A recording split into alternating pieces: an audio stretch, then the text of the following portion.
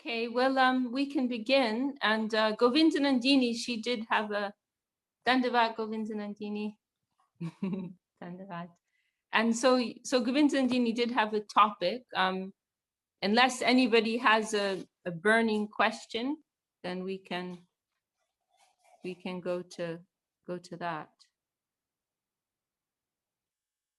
So here we have Chintamani's video. You have a friend with you, Chintamani. Yeah, my friend. This is Shamdev Paz. Hello, nice to meet you. He's an avid Mridanga student and loves kirtan. Okay, wonderful. He named his yellow lab Bhajan. Aha. Sweet. How old is Bhajan now? 5. He's 5. Aha. Well, nice to meet you. Great to have you with us. Yeah. He came over for green smoothie. You bring him one to mom across the hill. Okay, so Chinmoypu, should we go with Chintamani's topic? Sorry, Govindanandini's topic. Does that sound good to you? Yes, very nice. Okay. Do you want to go ahead, Govindanandini?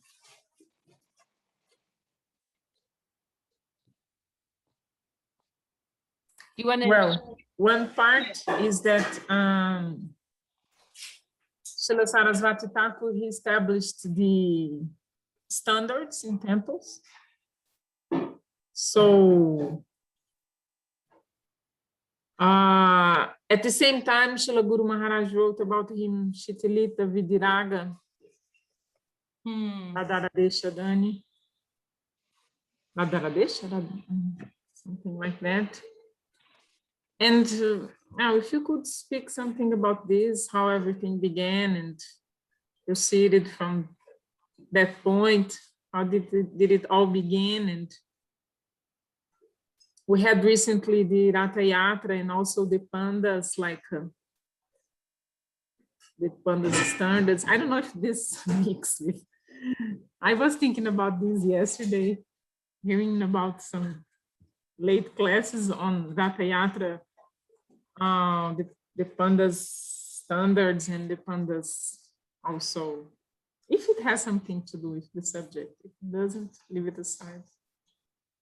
I'm not so clear on your question. You want some. It seems like the main point here is to do with this balance between like strictness, and then a more relaxed approach. Is it something like that? Yeah, exactly. Yes. But then can you clarify that in relation to Srila Saraswati Thakur? Because Srila Saraswati Thakur, he created the model, like the standard, isn't it? Yeah, the way that we practice Krishna consciousness today was established by him. Yes. Established the temple life and all the routine in a temple life. At the same time, as he put all of us in, he gave access to us to be part of this. Otherwise, maybe, I don't know, we wouldn't be part of this, of a temple life, altar life, and, deity. So like regulated practicing life. I think that's... Yeah, the regulated practice life. At the same time, Srila Guru Maharaj wrote that he loosened the ropes of vidhi-marga. So yeah, how can we proceed in between, in a community life? Okay. That's very, very nice. Very nice topic. So for those of you who aren't so familiar with some of these phrases, Srila Bhakti Siddhanta Saraswati Thakur, he is the great revolutionary who established how we practice Krishna consciousness in this modern age. And he established, because traditionally in the Vedic culture, the transmission of spiritual knowledge is something that happened in more of an organic way.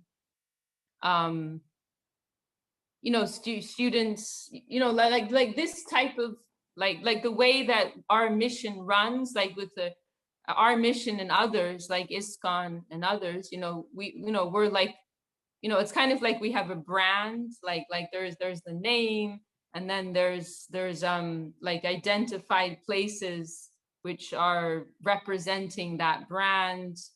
And like, what to expect, like if you go to a branch of a particular restaurant, like, what to expect, particular menu, particular standard. So Srila Saraswati Thakur, he kind of like in order to ensure that like a particular standard of Krishna consciousness, like a reliable, to create like a reliable source of spiritual transmission, and to be able to deliver that to the maximum number of persons, he established this kind of institutionalized system of practicing and preaching Krishna consciousness, where we have established centers, and there's an established daily routine, way of worship, way of practicing, way of instructing, way of distributing. That he established this in a kind of formal way, like like a model for people to follow.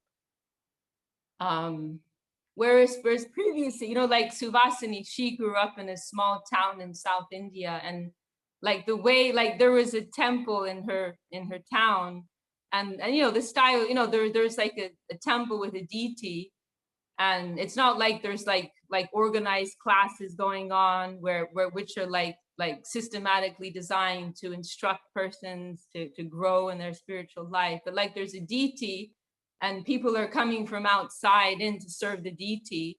And there were readings in Sanskrit going on, which nobody could really understand, right? Correct me if I'm wrong. This is more or less what it was like, right? It's mainly deity worship.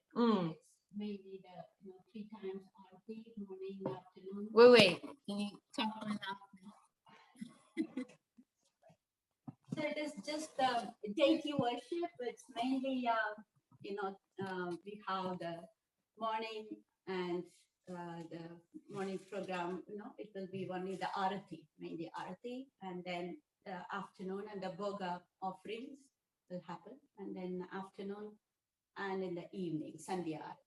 So that is the main thing, and the people will come join for the arati, and then at a special occasions, then we have the deity will be brought out, like not the actual deity, they will have a small murti. They will bring that out on a chariot or a procession.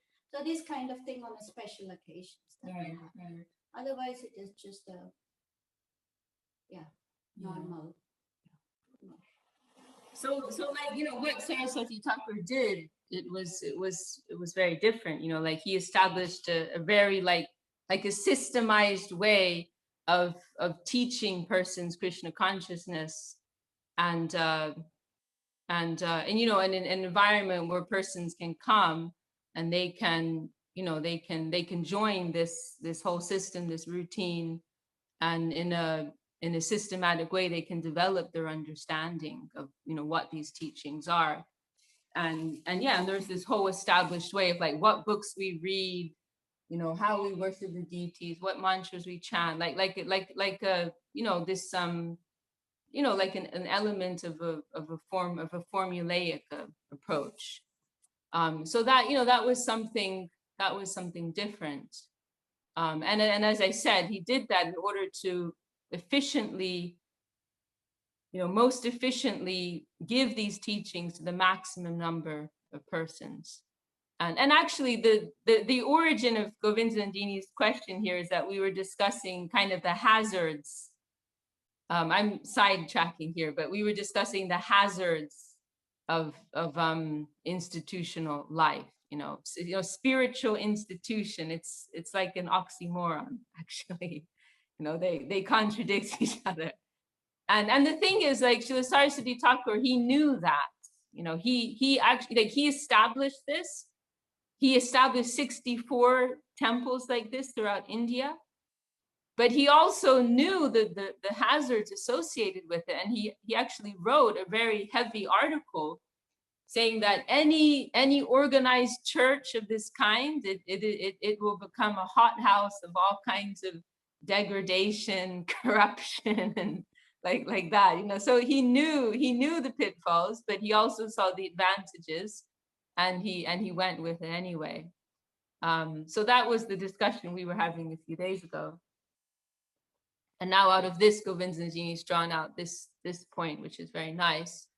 So yeah, Saraswati Thakur, like he had this, there was this kind of strictness about him. He established this very regulated way of practicing Krishna consciousness.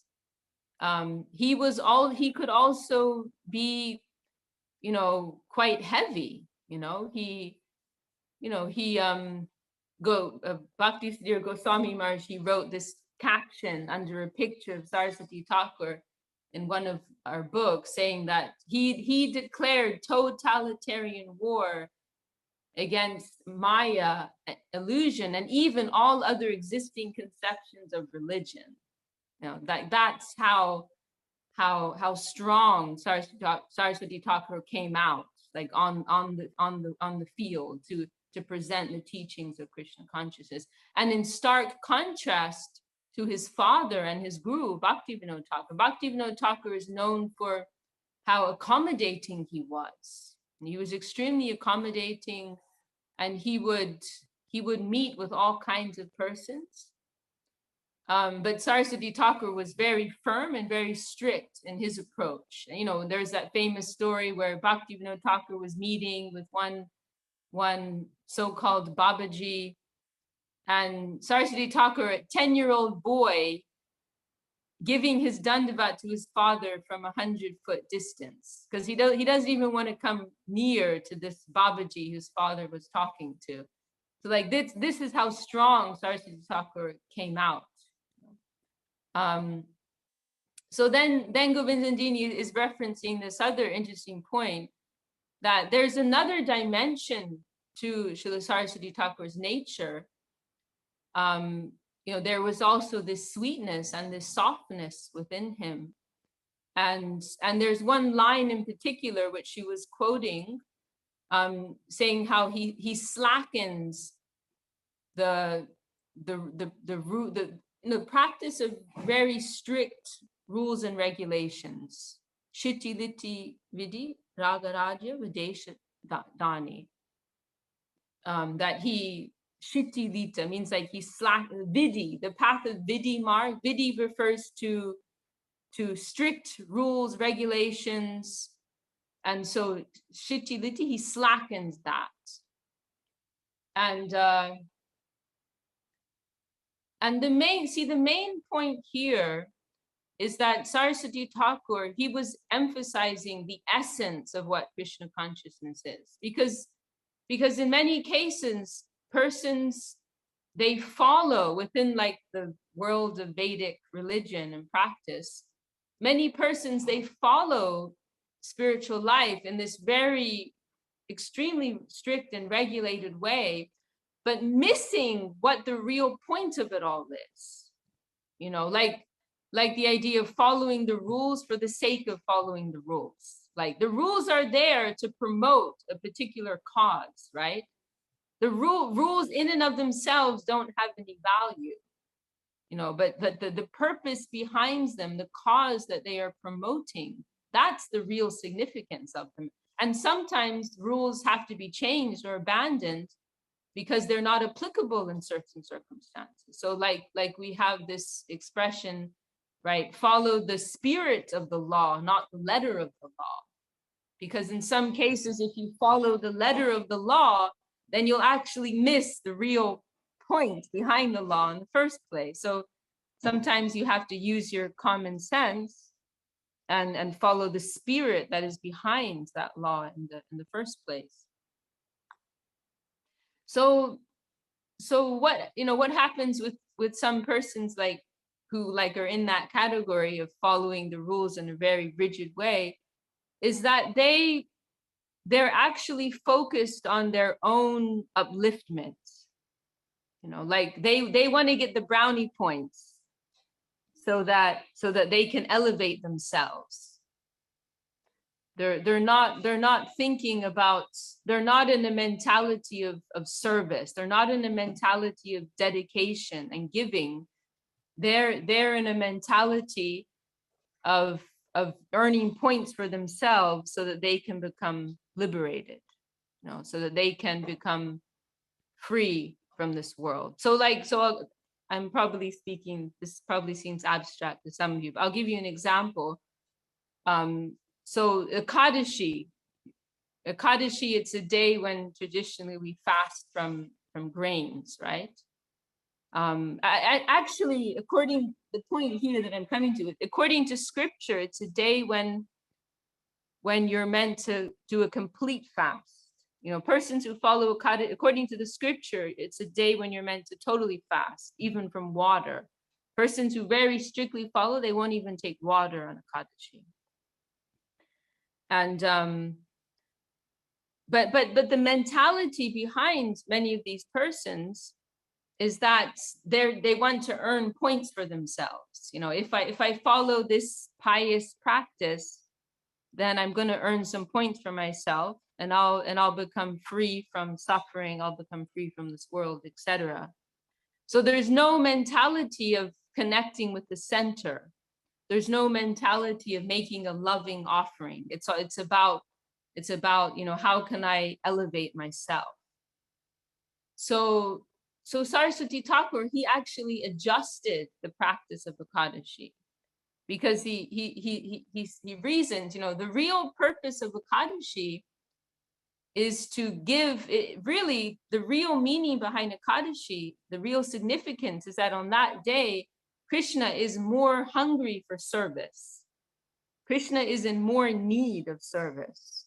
Ekadashi, it's a day it's the 11th day within the lunar cycle of the waning or waxing moon.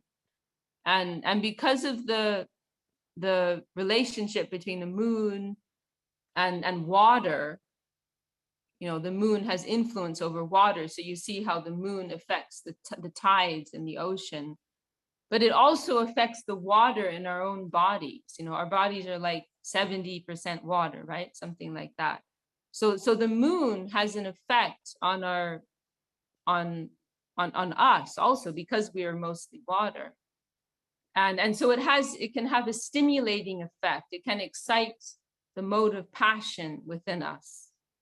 And so that's one reason why we're advised, like, try to eat more simply, live more simply, to minimize the effects of the moon at this particular stage in its cycle. So this is within our worldly dimension. But then what is the nature of Krishna's worlds? Krishna's Leela, Krishna's divine play, it is described as a prakrita, which means it is human-like. Krishna likes to pose as an ordinary human. So actually Krishna is beyond all the influences of the world, but as a part of his play, he likes to appear, he likes to pose as an ordinary human being.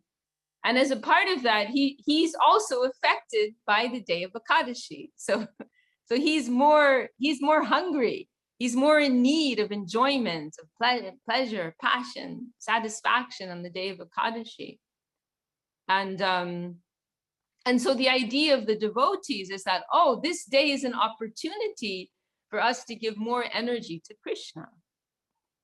You know, Krishna is more hungry on this day for service energy. So, you know, service is valuable according to necessity. So if we can give our energy to Krishna on this day, it will be worth so much more because he's in so much more need of it. That's the devotional perspective on Ekadashi. So Srila Saraswati Thakur, this was his determination, you know, that the real purpose of Ekadashi is to supply pleasure. Krishna is in need of more energy on Ekadashi. So, and then another idea about Ekadashi, like you'll find in some of the Puranas amongst the texts of the Vedas, you know, there's all kinds of there's all kinds of like stories and like these are like for lower minded persons. Like you'll find for every Ekadashi, there's a description of the special benefits that you will get. You know, you can be excused from this sin, or you can gain this asset. There's descriptions for each Ekadashi where there's like some history behind, and then a list of all the associated benefits that come from following this Ekadashi. So this is connected with the Karma Kanda section of the Vedas, you know, for a person, which is aimed at persons who are they're following religious life, but with some vested interest. They're only motivated to practice spiritual life if there's something in it for themselves, you know. So this is like one level of Ekadashi, and one of our friends, he was participating in India. We would have these preaching programs to villages sometimes, and one of our friends, he was participating in one of these programs once, and he was astonished on the day of Ekadashi when he was in one of these village programs one time, where many of the locals, they got up at 3 a.m. They were out in the village at 3 a.m. doing this whole circumambulation and chanting and then throughout the course of the day, they followed all these very strict austerities. And my friend, he was amazed, you know, like, wow, they have so much devotion. And then he mentioned it to one of them, like, wow, I'm so impressed, like how enthusiastic you are to follow this Ekadashi. And then that man told him, oh, don't you know, like, all the things you can get out of this Ekadashi? And he like started listing all these benefits that were like, you know, like more money and like things like this, you know.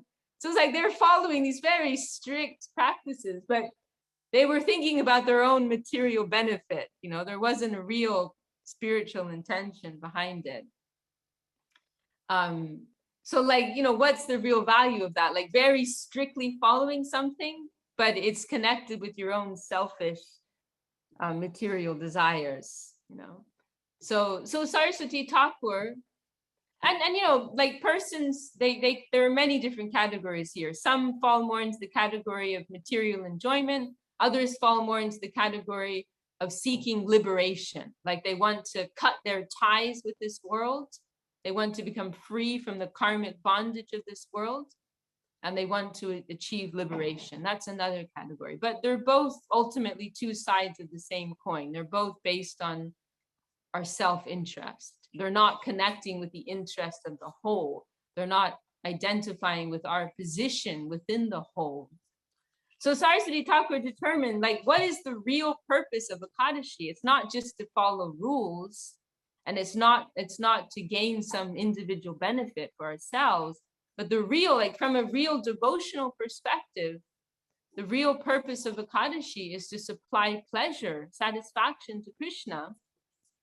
However, if we are so strictly following these rules and we're fasting fully on the day of Ekadashi, we won't be able to do very much. You know, maybe we can like just lay in. I've seen that before, you know, devotees who very strictly follow some of these fasts and then they're laying in bed all day. They can't do anything. You know, like, you know, common sense has a big part to play in Krishna consciousness. So like, what's the point of that? You're doing a full fast, and then either you can't do anything, or at best you can manage to sit and chant your japa and read, which is nice, of course, very nice thing to do, but it's not connecting with that real spirit of service, which is really what is behind Ekadashi. So therefore, Saraswati Thakur, he changed the way Ekadashi is practiced, and he said he instituted a half-day fast. So he said, let's just fast until noon, and then we will take anukalpa. Means like close to fasting, not quite fasting, but close to it. So you know, we take you know, roots and fruits and nuts. You know, we avoid grains and you know, rich foodstuffs. So that was the, this is a one example of the spirit of Saraswati Thakur. He showed the real, thank you, he showed like what is the real purpose of our spiritual practice. It's not for our own gain, but it is for Krishna satisfaction. And so sometimes the rules, in the interest of serving Krishna, we have to slacken the rules. The rules are not the point, And there was another famous occasion when he sent one disciple to, I believe he was in Calcutta or the Bengal area, and he was sending someone to Vrindavan, which is a long journey. It's an overnight train ride nowadays, and back then it probably was more, So it was the day of Janmashtami, the day of Krishna's birthday. And traditionally we fast until midnight on that day. We don't take any food at all until midnight, which is the time of Krishna's appearance. But then when Saraswati Thakur was sending that disciple, he called the cook and he told him to prepare rice for that devotee. Like what to speak of, just taking some simple food. He told them to prepare rice, a grain, which normally you would never take on any kind of fast day. And the cook was astonished, like, Prabhupada, today's Janmashtami. Like, did you forget today's Janmashtami? And then Saraswati Thakur said, yes, I know. But his idea was like, he has a long journey to go on. And like, it's more important that he keeps his body fit to fulfill the duties that are required and to maintain his own health. There was another famous occasion when one of the prominent disciples of Saraswati Thakur, Bhakti Saranga Goswami Maharaj, they were preaching, I think it was in the Kashmir area. There was a group of them. And like during the course of their travels, like sometimes they would stay with some friendly persons who would host them and feed them. And other times there wasn't anyone they knew in the area, so they'd have to stay in some type of hostel and eat whatever food was available. So they were preaching in one particular area, and there was no one they knew in that place. And so they went to eat a meal at some local restaurant. And according to the Vedic standard, onions and garlic, mushrooms, they're considered very impure. And that, and that's something, we observe that today. And the mission of Saraswati Thakur, they would never take that, they're considered to be in tamagun, the mode of ignorance, and somewhat, degrading to our consciousness. So anyhow, they went to eat a meal at this local restaurant, and then they received some, these bowls of vegetables, sabji, or maybe it was dal. And then they're starting to eat, and somebody noticed there were onions in this preparation. And they said, oh, there's onions here. How can we eat this? And Bhakti Saranga Goswami Maharaj, who was this prominent preacher in the mission, he said, you see onions, I only see Krishna's prasad. I see Mahaprasad, because he's feeling like we have nothing else to eat. Krishna has supplied this to us. Okay, it wasn't formally offered on an altar to a deity with lots of mantras, but anyhow, Krishna has arranged this for us, and this is his prasadam. This is his mercy, his grace to us. So I'm not going to sit here and count how many onions are. I'm just going to happily accept this as Krishna's mercy, And then so this is representative of the mood that Saraswati Thakur had, and also the mood that he instilled in his followers. And then, of course, there's another very famous example when Saraswati Thakur, he was sending preachers to London, right? And at one time he was discussing ways in which to connect with in particular students. And so at one time he was discussing the idea of setting up a hostel, a student hostel, where like they would host students, and they provide accommodation and food. And then also, you know, they could have some, they could organize some type of presentation of Krishna consciousness, you know, within that environment, you know, which would be natural, not too intrusive. So he was discussing this, and then he mentioned, if necessary, we can supply meat to those students. You know, these are British students, they're Western students, they're accustomed to eating meat. If we're gonna offer a hostel to them, we have to give them food that they like. So if necessary, we can serve them meat even. And Srila Sridhar Maharaj, our Param Gurudev, our grandfather guru, he was present and he heard that and he was shocked. Like, how can we, devotees of Krishna, go to serve meat to people? And so then he questioned Saraswati Thakur and he said, you said something like, don't you think that could bring a bad name to our mission? You know, people may, you know, lose respect for us if they see we are doing something like that. And Saraswati Thakur, he responded very strongly. And he said, I considered this 1,000 lifetimes ago. I considered this as, like, I very seriously and deeply considered this point, and this is the conclusion I have come to, that if necessary, we will be ready to supply meat to the, like, in the interest of the cause of spreading Krishna consciousness, we are ready to do anything and everything, whatever is required. We don't have any prejudice, no prejudice here. Our goal is to spread Krishna consciousness. This is our goal. You know, we want to uplift the hearts and souls of sincere seekers, give them something of Krishna consciousness, give them something of the beauty of Krishna consciousness, and we are ready to do anything for that cause. So this is the idea. There's a verse in, I believe it's in the Upanishads. How does it go? I can't remember the Sanskrit right now, but it says that, oh, smartavya satatam vishnor vishmartavya najatu chit sarva vidhi nishedasyor etayor eva kinkara.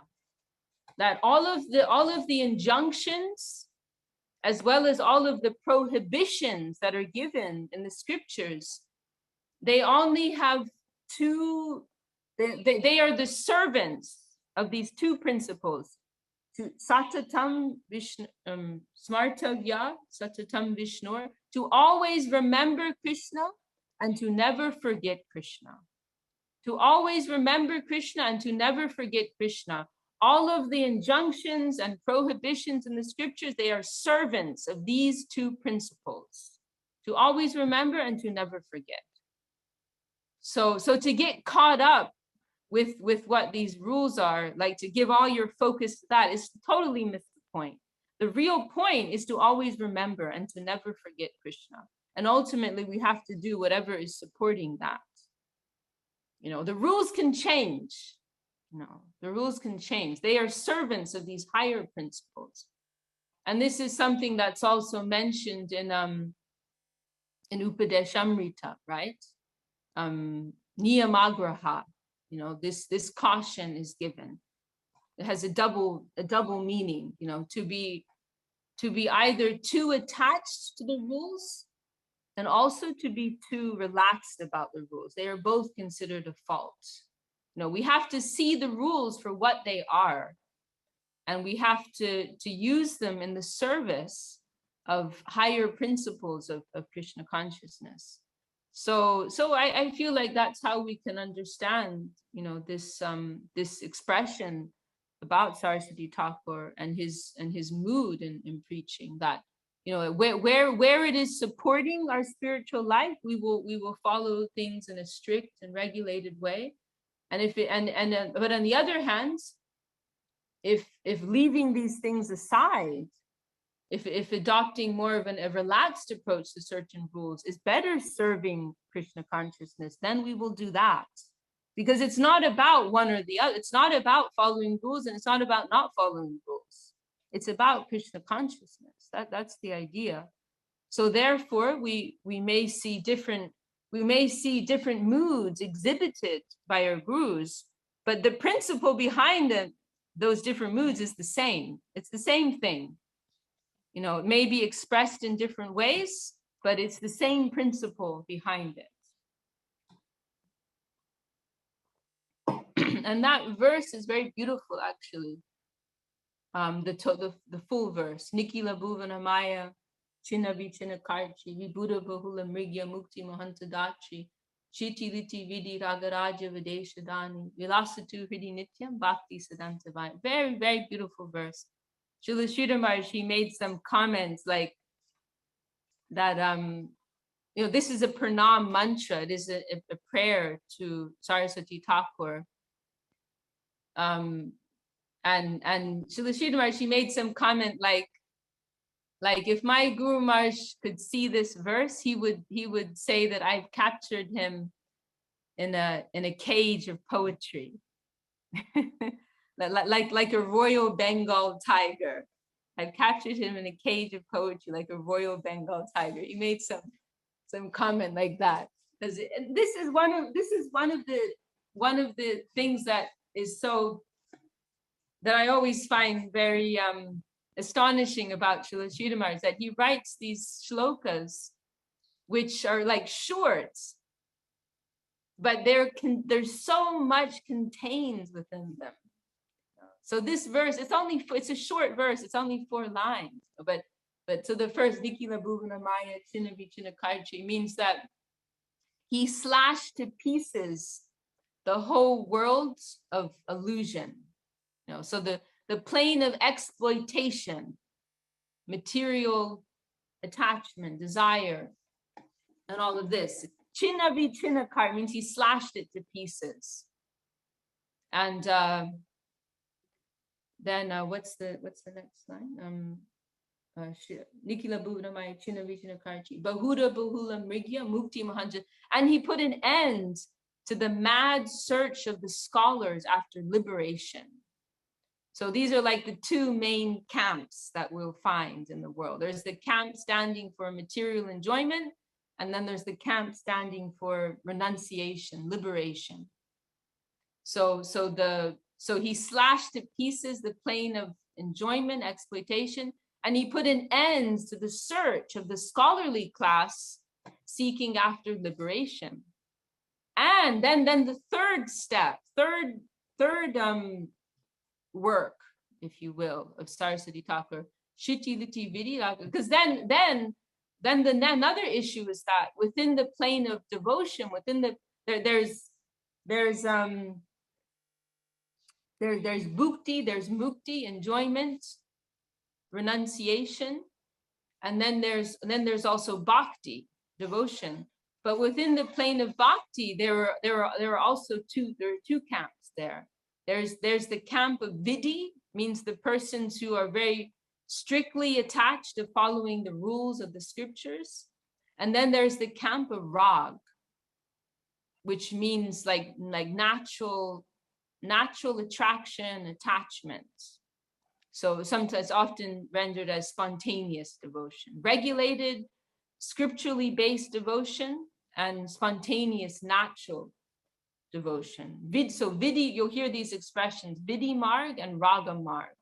The path of vidhi, strict rules and regulations, and the path of rag, natural, spontaneous, loving service. So our line is raga-marga, our ideal is the plane of spontaneous, loving service, right? However, because we are in a conditioned state at present, then we are not we have to go through some process of purification. We cannot rely on all the instincts of our hearts at present. We cannot rely on every impulse that pops up in our brains. We can't always listen to those voices in our head.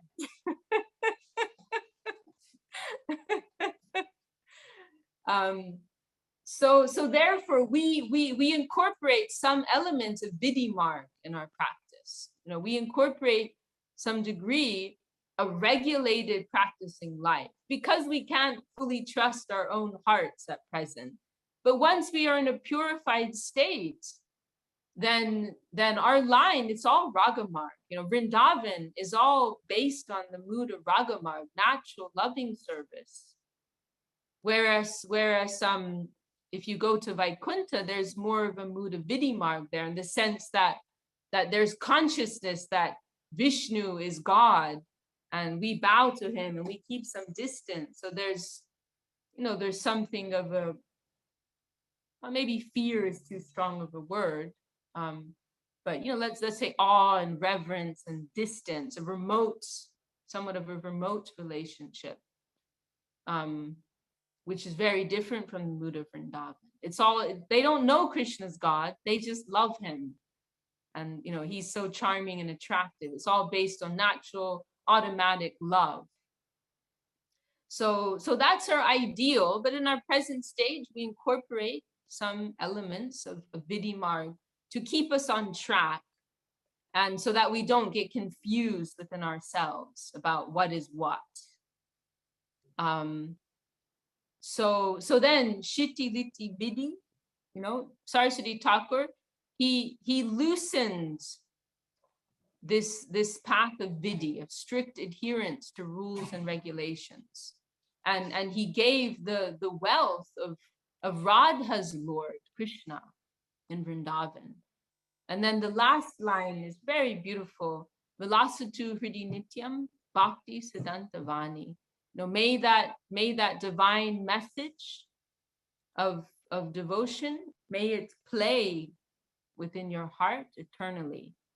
And there's a play on words here, because Bhakti Siddhanta, literally it means the conclusions of devotion, the perfect theological conclusions about devotion, about bhakti. But at the same time, Bhakti Siddhanta is a part of the name of Saraswati Thakur, Bhakti Siddhanta Saraswati Thakur. So he's simultaneously saying, that divine message of Saraswati Thakur, may that eternally play, and also the, in general, in a broader sense, these teachings of pure devotion. Vilasatu Hridi Nityam Bhakti Siddhanta Vani. So very, very beautiful, beautiful verse. And I can also add here that related to this discussion that Saraswati Thakur, he did have these different dimensions to his personality, that to his nature, that he had that aspect of a devastator, like one comment of Srila Sridhar Maharaj, that he's dropping atom bombs on the karmis and the gyanis, like very, very heavy and strong in one aspect, like Srila Sridhar Maharaj, he commented once, he was like Mike Tyson, because Mike Tyson, he used to say, "I am the greatest," and so Srila Sridhar Maharaj said Saraswati Thakur was like that, in the sense that he would say, like his mood was, my gurus are the greatest, and he would challenge people, like he may issue this challenge once in this public assembly, like I'm welcoming any of you to come forward to challenge, what my gurus have said. I'm standing here, I'm saying that what my gurus have given is the highest, and I'm ready to prove that, demonstrate that, defend that to anyone. Like, step forward if you're brave enough.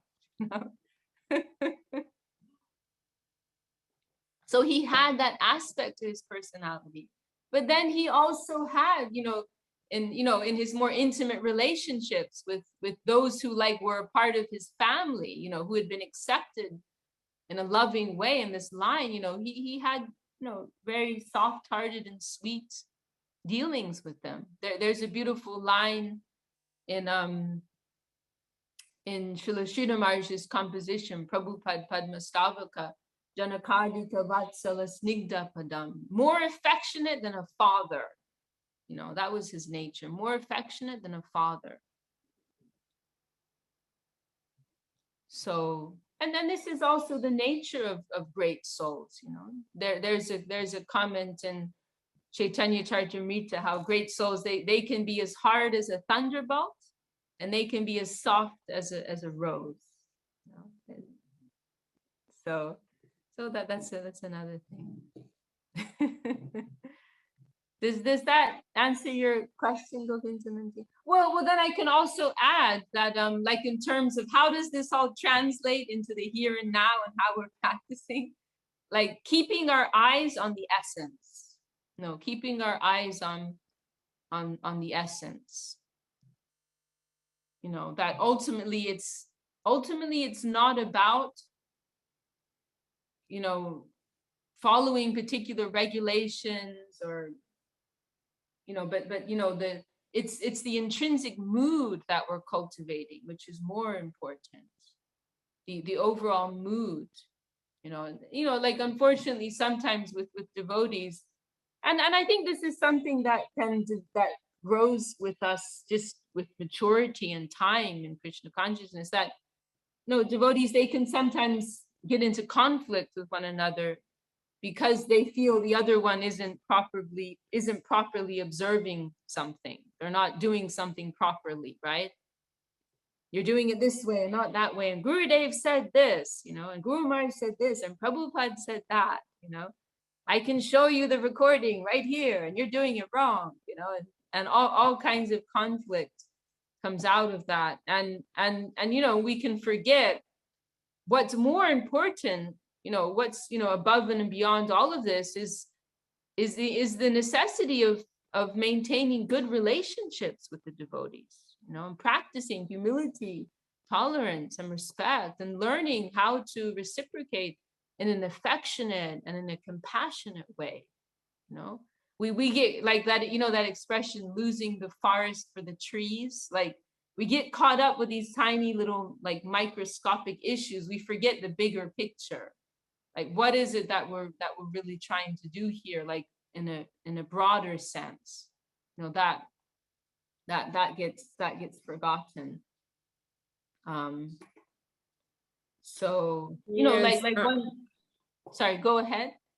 Just on this team you approach it now, because when it comes to teams working together and changing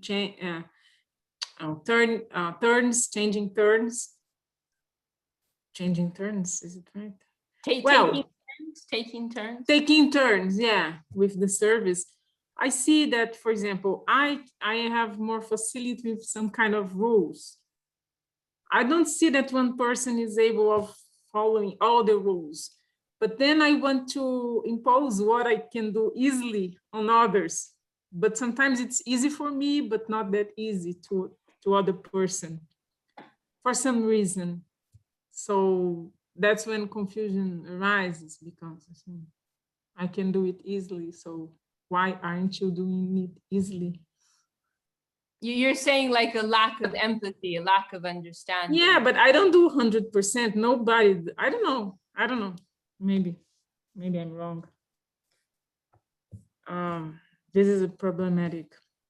Wait, I'm sorry. Can you say, I missed your point there. For example, there are a set of rules to follow, right? Yeah. Especially when taking care of deity. The deities. Deities, yeah. But I am good in following some number of rules. Yeah. Some others I'm not that good. But in what I am good, I can see very clearly when somebody else doesn't do this. Because I'm good, I do it, it's easy for me. And then I want to impose, but on the other side, there are some other things that I don't do. And so you're saying like this narrow vision. Yeah, and this generates confusion because. Yeah. Yeah, But actually, I was just thinking of an example like that. This just came up. This just came up yesterday. Actually, somebody was telling me how upset they were about something that one devotee was doing, which wasn't completely right. And I was just really trying to emphasize, like it's more important that we have harmonious relationships. I don't think this is such a big deal, you know. But they couldn't and we were talking about it a little while, and they couldn't see where I was coming from. So then I decided to take a stronger approach, and I said, I mean, to be honest, like maybe there are some things that you're doing that aren't perfect also. And then I mentioned one example, and I said, you know, I mean, like actually that is something that really bothers me. Like for me, it's actually a little shocking that this isn't being followed, not only by that person, but by a few others too. You know, and I said, like, that's actually something like according to like the standard I've been trained with, that's something that's disturbing to me. But I'm not saying anything, you know, and I think in the big picture, it's not that important. It's more important that we're cultivating the right mood together. And I feel like when you're ready to follow that, then you will. You know, I'm not going to impose that. And then when I said that, then the wake-up call came, you know, and that person was like, oh, now I see your point. Like, yeah, I'm only seeing what they're doing wrong. And it didn't occur to me, like, maybe I'm doing some things which are wrong as well.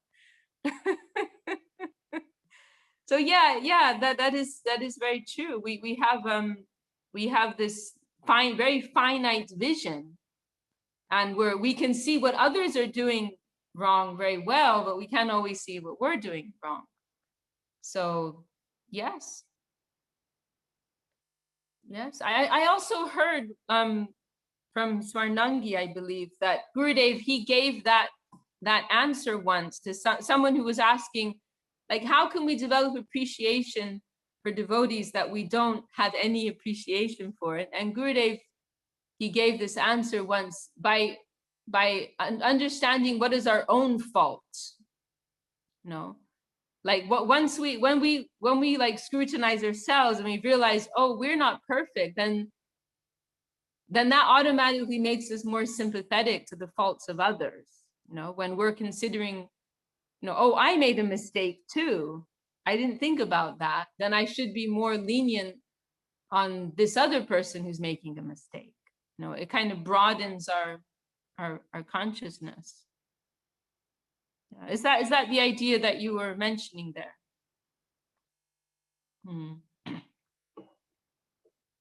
Yes, that's it. And one example I wanted to mention, I've mentioned it a few times, some of you may have heard me already say it, but it's so nice we can remember it again. That there was one occasion when there was some worship going on in one of our temples in a particular way, which wasn't correct and was not according to the standards set by Saraswati Thakur. I won't go into the details now. We are running a bit late, and I don't want to go on forever. So some worship wasn't being performed properly, and the sannyasi in charge of that temple, he was discussing this point with Gurudev. He didn't know it was incorrect, but in discussion with Gurudev, he understood, oh, it was wrong. So then he went, this is in India, then he went back to his home city, and he told the pujari, oh, thank you, Suyash. He told the pujari, oh, you know, you have to stop this style of worship. Gurudev said it's wrong, you know. And the pujari was very upset because they had some attachment to that type of worship. And but the sannyasi insisted, no, Gurudev said this is wrong, you know. And so that pujari was forced to go along with it, even though they were resentful. Then some time went by, and Gurudev was on one of his world tours, and he came to visit that center. And the pujari came and complains to Gurudev, like, oh, such and such sannyasi told me I can't do this worship anymore, and you know, but I was doing it like that for so long, and I'm attached to doing it like that. And then Gurudev said, oh, there's no problem. You could do it like that. Don't worry. There's no problem. and that sannyasi heard and was like, what? Like, Gurudev, you told me not that was wrong. And so then he went and talked to Gurudev, like what happened here? And Gurudev said, we do not want to disturb the feelings of the devotees. We do not want to disturb the feelings of the devotees. No, that was more important to Gurudev than doing the worship in the absolute, correct way. It was more important to Gurudev that we are sensitive to the hearts of devotees, that we are considerate. Everything in spiritual development, it's meant to be natural, and it's meant to be natural and based on a natural development of faith. It should never be about imposing. Never. It has to be that we want to do this. We're comfortable. We're ready for this. It has to be natural, because if it's not natural, then the emphasis goes on following the rule than following the real purpose behind the rule. So things can get very distorted. There's another famous story many have heard, when our Gurudev was in Russia on Ekadashi. And in the morning, the cook came to Gurudev and asked him, oh, Gurudev, can we take tomatoes on Ekadashi? And Gurudev said, no, we don't take tomatoes on Ekadashi. And then that cook, he went out. And then Gurudev said to the devotees, no, he asked me, so I told him. But if he had simply cooked something for me with tomatoes, I would have happily taken it. No. He wasn't expecting that every temple in the Western world would strictly follow, every regulation. It was more important to him that, practitioners were focusing on the real spirit of Krishna consciousness, not getting too distracted by rules which are very unnatural and very foreign to them,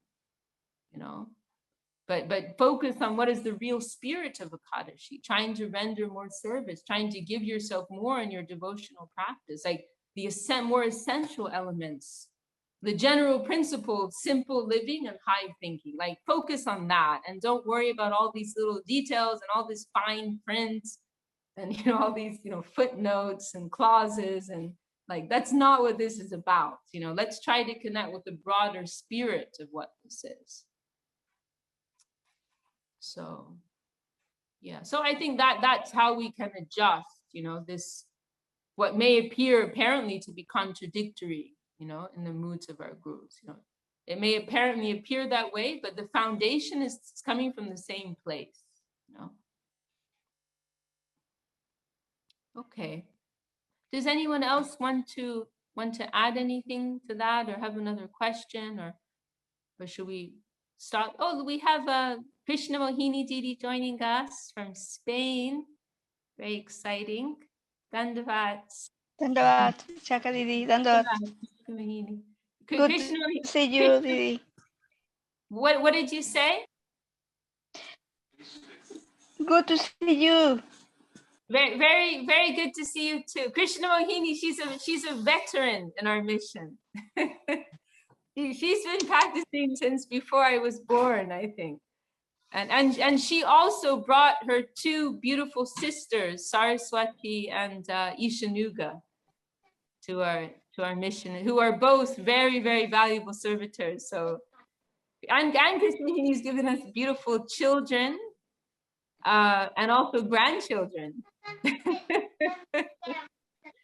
So we're very happy to have you with us. A big family. Yes, big family in Krishna consciousness.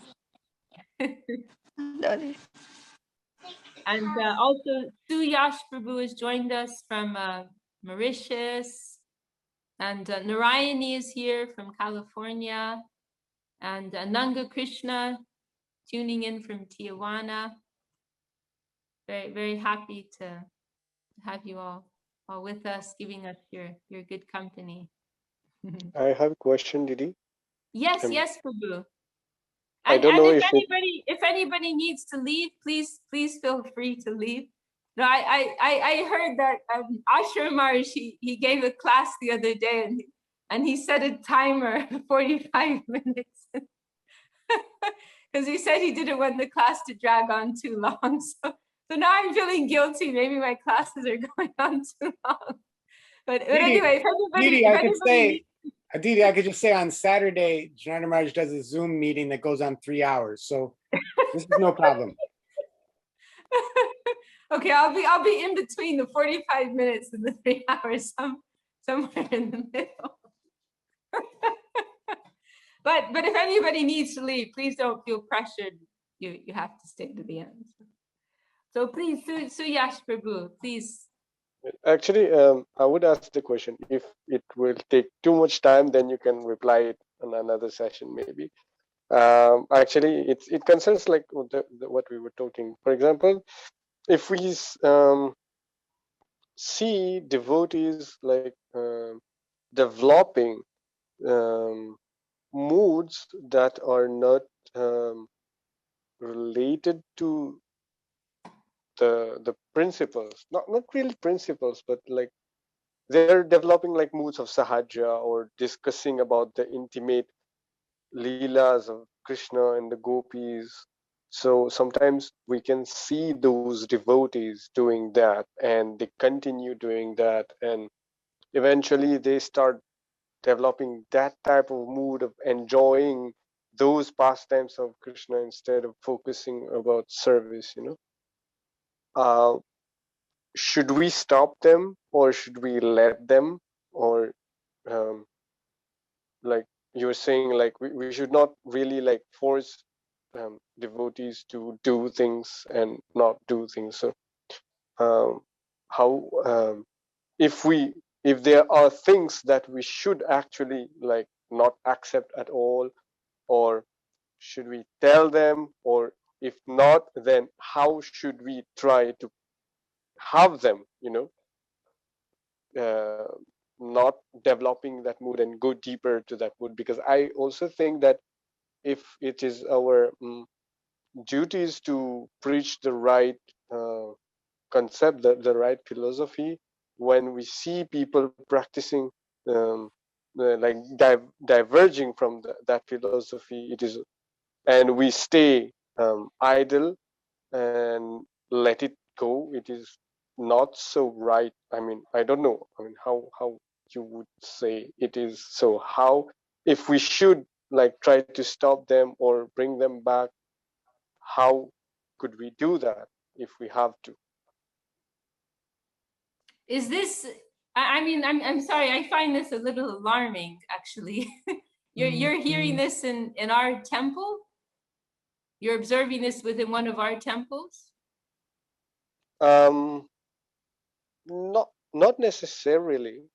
Okay, I'm sorry. I probably shouldn't have gone to pin you down. We don't want to. No, We don't want to. devotees in general. Okay. All right. All right. I mean, yeah. Well, you've certainly raised an important point. That yes, we do, as Srila Maharaj has expressed it, we do have some responsibility to our environment, and sometimes the faults can be greater on ourselves if we are neglectful. If, as we say, we sit idly by and we ignore. I mean, it depends, right? There is a point where there is a line which isn't meant to be crossed. Like we can tolerate everything up to here, but beyond that, if it's in the interest of our gurus and the Vaishnavas, then it is our duty to say something. It's mentioned in the Mahabharata during the disrobing of Draupadi, that of course there was faults to be attributed to Dushasan and others who were involved in that horrendous crime. However, more faults was to be attributed to some of the wise persons in the assembly who were silently sitting by. Because if you are ignorant, then there is a degree of tolerate. There's a degree of to an extent, to be ignorant, it's not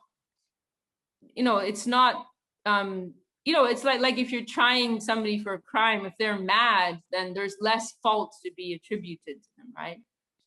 So if someone is doing something in ignorance, then on one level, you can't really blame them for that. They're ignorant. They don't know any better.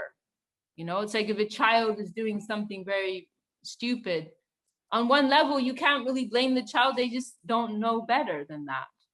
But then if a wise, knowledgeable person is doing something wrong, or is observing, idly witnessing something wrong going on, then there's more fault to be attributed to that. So like if we see something going on that is wrong, and especially if we have some capacity to do something and we don't, then that fault, some of that reaction will have to come to us. We've witnessed that and we have neglected it. Then some of the reaction to that must come to us. We are also responsible. We are implicated in that, right? So yeah, I mean, it just depends, Prabhu, on the situation. It depends upon our own capacity. It depends upon our own role, the relationship that we have with those persons. If they're persons who we have some relationship with, then we can say something to them in a respectful and affectionate. We can be careful about how we do it. Sometimes like doing it in a private way can be effective. Whereas if you say it publicly, then it can just humiliate them and upset them, and they'll lose the real point of what you're saying. So it's something that needs to be carefully considered. Maybe it's something you can say privately to them. Maybe you can be a little clever. You can play a little dumb. Like, I heard Gurudev say that we're not supposed to talk about those things. Or like, didn't Gurudev say something like, maybe you can come up with some clever way of approaching it so that they don't feel like it's a personal attack, or they don't feel like their prestige is going to be diminished.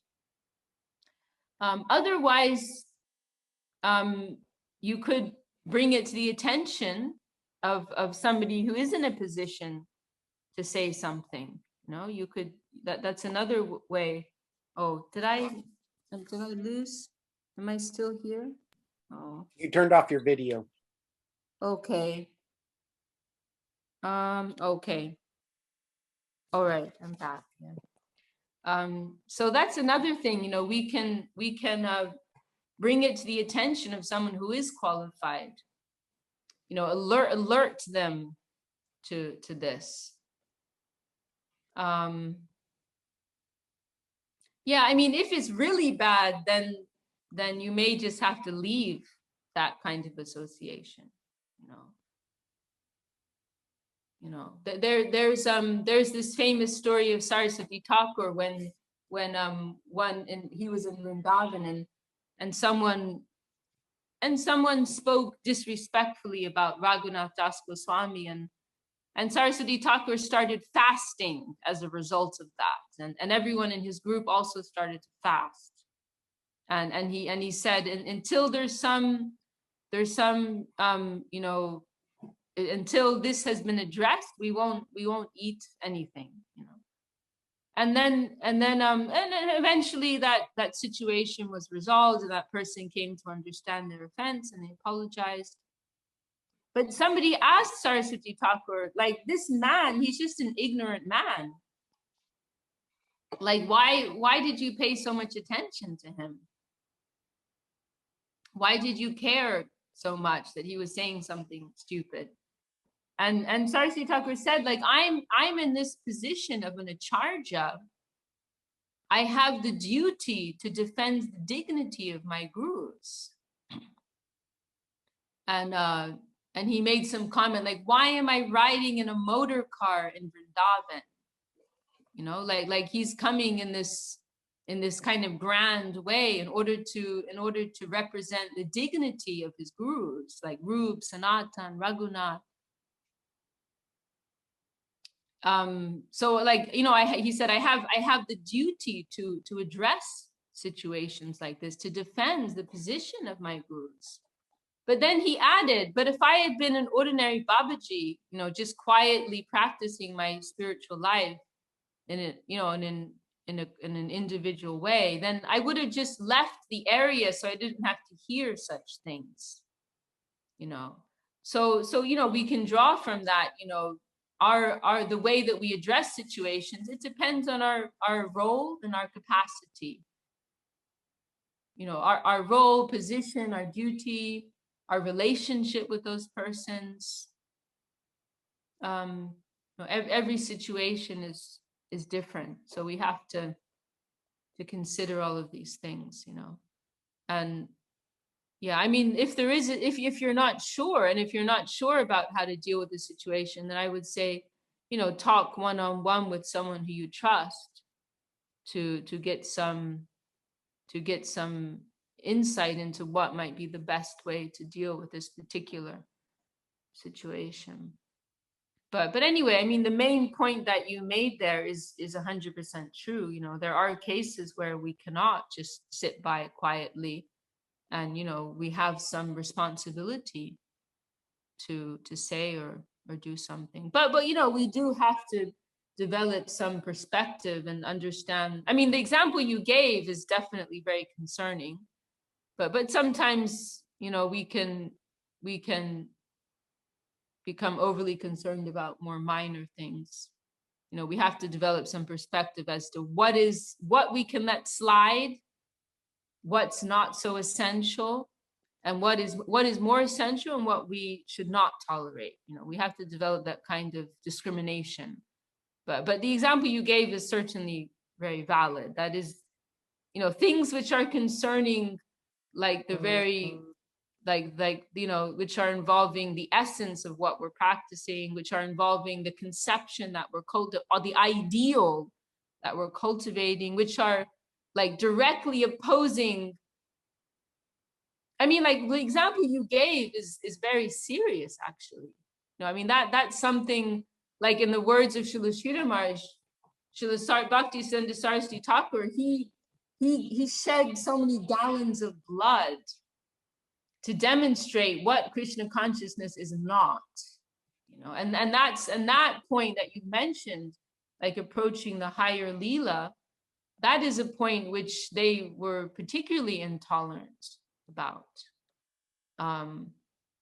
because that is, you know, we could say from one perspective the worst kind of offense, because it's dragging down something so high into our lower plane, you know, something we are not fit to represent or understand, you know, and then to loosely describe that, you know, in a casual way, you know, that is intolerable to our groups. So that is definitely something to be concerned about, and I would suggest just talking it over with someone and working out the best way to deal with it. Yeah. Does that address your question, Prabhu? Yes, definitely. Actually, like you were saying, like in our we could have, like, we can sometimes have devotees having influence by others, you know, because today these days we have access to videos, tons of videos online and so on. So um, it happens that they get the influence. But yeah, I also saw in other societies, and sometimes some other place, when we tell them that, and they're saying that um, their gurus are discussing about that, so why can't they? Because they think like that, and now you cannot go and correct their gurus, even if their param guru has been saying not to do that. So we can't do that. But yeah, if we can, like we have, you said, if we have a friendly relationship, sometimes we can try to explain to them. Yeah, it answers completely. Are you speaking of persons involved with another mission? I was talking about asking about both. You know, now I was About what? Sorry. I was asking about both. Mainly, if in About case both, did you say when we both? have cases, yeah, mainly when we have cases in our temples where devotees are getting influenced by others. That because we, like I was saying, we have access to lots of videos online, and we get influenced by other devotees from other societies, etc. And also a few devotees from other societies. I've been seeing doing that. Sometimes, since I'm friends with them, I try to explain, but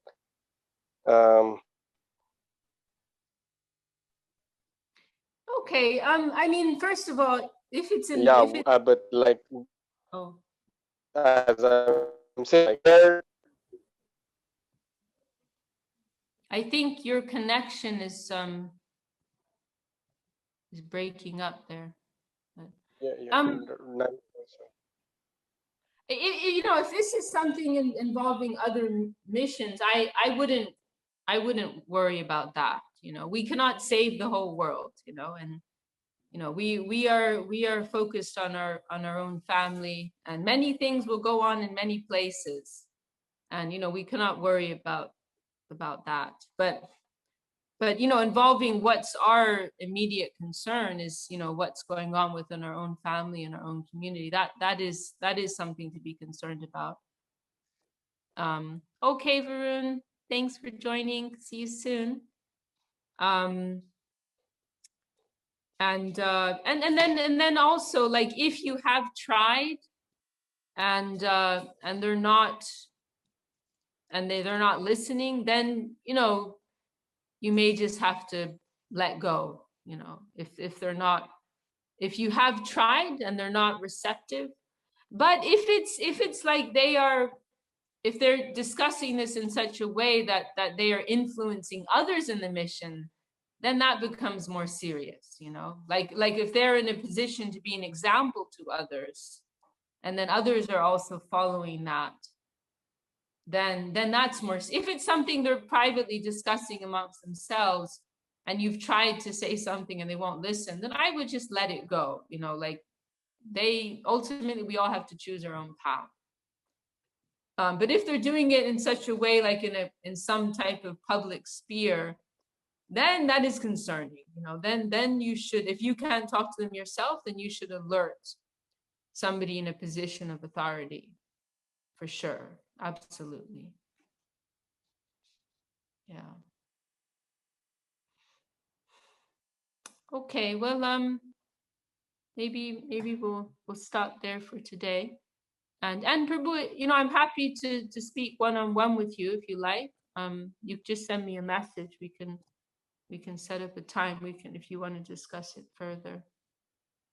Oh, Shama Sundari has joined us, also Krishna Mahini's daughter. And Dandavat, Shama Sundari, great to have you with us. Nice to see you also. And also we have Kunti tuning in from Norway. Dandavat, Kunti, lovely to have you. Does anyone have, Shamasundri, do you have any thoughts on this topic? No, it's okay. Actually, I need a tissue. Yeah. Oh, I have a tissue. Shamasundri, do you have any thoughts on this topic?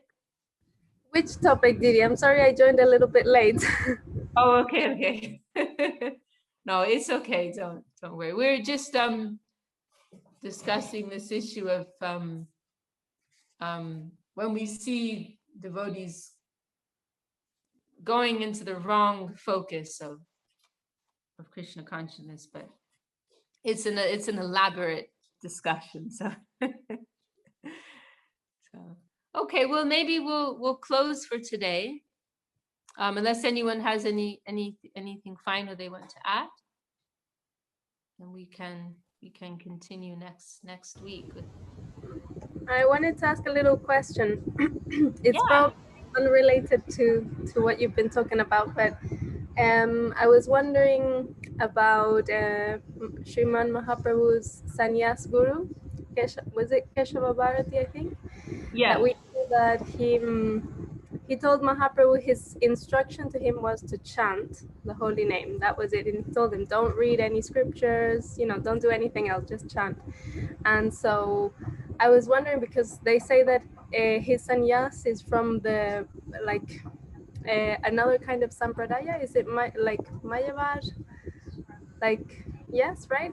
So I was wondering how they gave him that instruction to chant the holy name when they are, if, you know, it's coming from the Mayavad conception.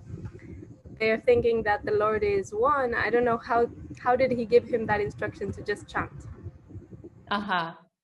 Okay, well, I mean, first of all, yes, it's true that Keshava Bharati, he was within a Mayavad lineage, impersonal, related to the impersonal conception of the absolute. However,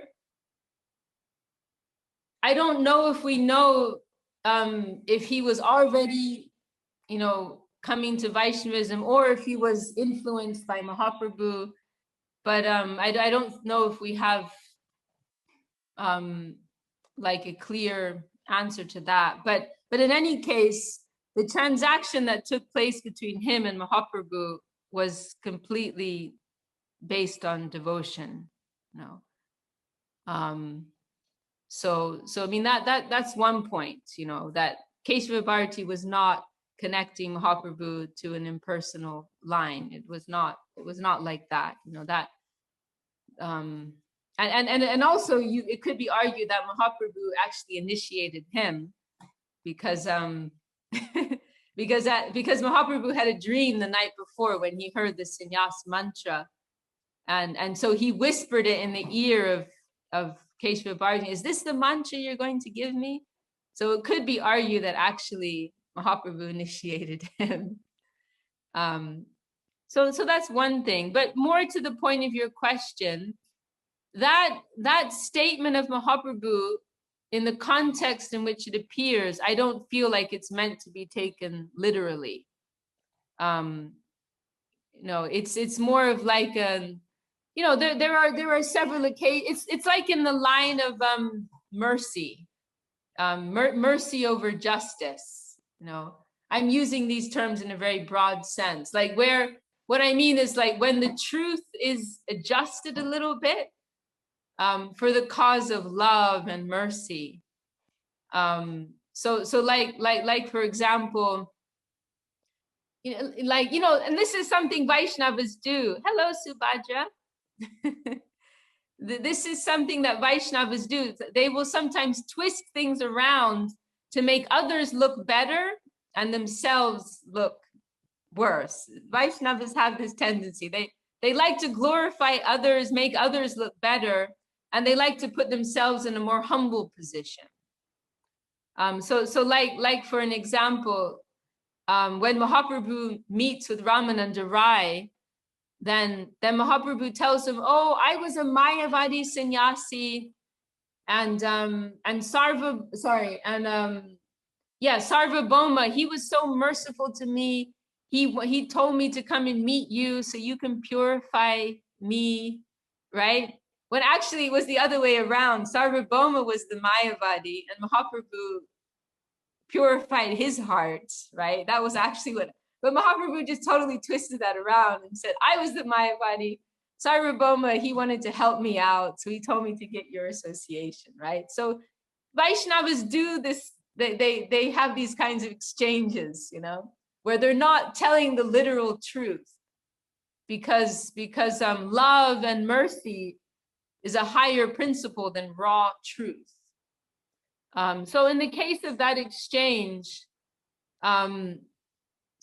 we have to look at the context, right? So Mahaprabhu is dealing with these impersonal Mayavad sannyasis who are very focused on dry renunciation and scholarship and study, and they're missing the real point of study in scripture, which is the cultivation of devotion, of bhakti.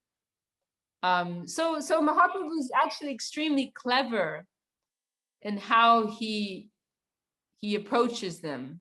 He puts himself in a very humble position, right? He disarms them. Like the first thing he does when he comes to that assembly is there's this big assembly of very proud sannyasis. And Mahaprabhu, he's also a sannyasi from a respectable lineage. But he enters, and instead of going and sitting with these sannyasis where he should sit, according to his position, he goes and sits in the place where everybody washes their feet, right? He sits in the dirtiest place, and he also simultaneously, he manifests this brilliant effulgence. So he totally charms Mahaprabhu doesn't come in there like, right, like I'm gonna set you straight. Like, let me just lay it down for you. I'm gonna explain to you like what the real situation. Mahaprabhu doesn't do it like that. You can't always come at people with the straight truth. So he comes he approaches them in this very roundabout way, and he like melts their heart. So first, like he presents himself in this very humble way, and their hearts are immediately melted. Like, oh, they're all like on edge. They've already decided they don't like him, right? Like they've already decided they don't like Mahaprabhu. But then he comes in there and he behaves in this very humble way. And despite themselves, their hearts are melted, Oh, why are you sitting like this? You're a sannyasi like us, please come and sit with us. This is where you belong, So Mahaprabhu sets it up in this way. So their hearts are actually receptive to hearing something. The barriers have been broken down, right? So then the sannyasis, like they approach him in more of like a friendly way and just express like, we're a little puzzled here. Like, we don't understand why you're behaving in this way. Like, you're a sannyasi like us. You're also from a Mayavad lineage. You were the great Nimai Pandit. We know your family.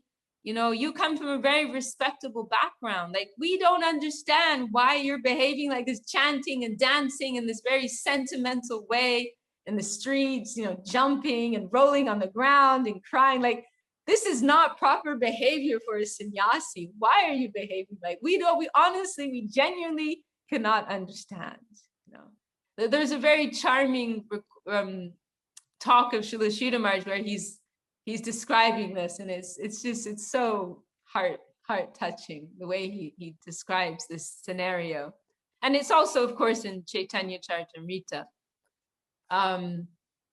So then Mahaprabhu, he responds to them in this in a very humble and a very charming way. Like, oh, I am a fool. Ami Morka. I'm a fool. Like, you are all very great, brilliant, intelligent sannyasis. You know so much. You're very qualified to study the scriptures. You're so great. But I'm a murka. I'm not very intelligent. I'm kind of a fool. I'm not qualified to study the scriptures like you are, So like in a clever way, he's apparently praising them, but he's actually indirectly telling them, like, this isn't really what it's about. But he's doing it in a very humble and clever way. So he's saying, like, I'm not smart enough to read the scriptures like you. So therefore my Gurudev told me, you just chant the holy name. No, just chant this mantra. You're not smart enough to study the scriptures. Better you just chant this mantra. So then I started to chant this mantra, and what happened? No good. Kiba mantra dila gosai, kiba tarbo. Like, he says, like, my Gurudev gave me this mantra and told me to chant it. I started to chant it. Then what happened to me? All of these crazy symptoms started arising in me, like this, emotion and crying and shivering and ecstasy. And I became a little worried. I became alarmed. I went back to my guru and I said, Kiba mantra, what kind of a mantra did you give me? Like, what is this mantra? What Kiba tar ball, what kind of power does it have? And then my guru told me, don't worry. You are very fortunate. What you're experiencing, it's been described in the scriptures. You are very blessed. So Mahaprabhu is like, in this very clever way, he's telling them, like, you don't need to spend all your time in just studying the scriptures in this dry scholastic way. Like, you know, we actually want to cultivate a relationship with the Lord. We want to cultivate love for the Lord. That's what this is really about. And you can achieve that through this very simple method of chanting the holy name. So he's actually chastising them, but he's doing it in a very charming and sweet and humble, gentle way. So that's what's happening. So I'm not sure whether that conversation really took place with Keshava Bharati. I kind of think it didn't. I feel like Mahaprabhu is just you know, adjusting things a little here in order to deal with these persons in the way that they need to be dealt with. You know, he's speaking to them in a way that will touch their hearts. I feel like that's more what's going on than a literal representation of what Mahaprabhu was told by Keshava Bharati. Yeah. Didi. Yes, Prabhu. I think we can also mention the name given is very much not in the personalist lineage, in the impersonalist sampradaya. Krishna Chaitanya. The name given, Krishna Chaitanya, nowhere to be found in any impersonalist sampradaya. Well, there so you maybe go. at that point, Keshava Bharati was actually converted. Exactly. Yes. So yeah, I don't feel like there's any question that Keshava Bharati was representing the impersonal school in any way. Yeah. Okay. Well, does that address your question, Shamasundri? Yes, I was actually reading that pastime and that question came to my head because they referred to it as, you know, like coming from the Mayavad, like the Mayavadi say, you're one of us, you know, like you are in our, but it's like you say, it's like a pastime of the Lord as well. Exactly. That's it. It's his Leela. Yeah, that just you've answered the question better than me, actually. In one word, it's Leela. It's his divine play. Exactly. That's it. Yeah. Very nice. I think it's very, very nice to listen to the way that Mahaprabhu was conquering others, right? Like just very humble, very simple. It's very beautiful. Yeah, I was there once in one darshan with Gurudev in Navadvip, and I always remember, and he said one statement he made one morning. He said, I think it's recorded. He said, Mahaprabhu was always on the battlefield, but with humility. You know, he wasn't coming out with the Sudarshan chakra or with the bow and arrow. You know, he was, or the club or anything else. So his approach was much more subtle.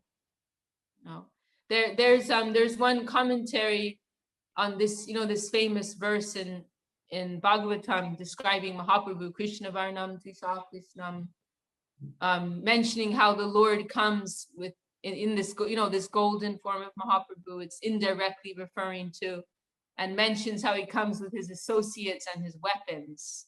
So then the question is, what weapons? Mahaprabhu doesn't have weapons. And there's a commentary, I believe, by Jiva Goswami, where he says his beauty and the holy name, those are his weapons. You know? So he's coming in a much more subtle way, you know, than in other forms, you know, in other avatars. And it's also, I also feel it's very representative of Srila Govinda Maharaj. You know, that was very much his style. He wouldn't always, probably most of the time, he didn't take the direct approach. But he could be very subtle in how he would adjust persons. And he could also do this thing of like apparently praising, but actually he's cutting you down, you know? So, yeah. Yeah, I remember Sarva Bhavana Prabhu, he told of this one experience he had where he had a discussion with Gurudev, and he interpreted it on one level and didn't read so much into it. And then 3 days later, he realized, whoa, Gurudev was totally cutting me down. 3 days later, it hit him that Gurudev was actually chastising him. I also had those kinds of experiences with Gurudev. Like years later, I'm reflecting, like, oh, like, what did he actually mean there? So Gurudev also had that kind of style. Like the emphasis was on charm and affection and subtle transmission. Yeah.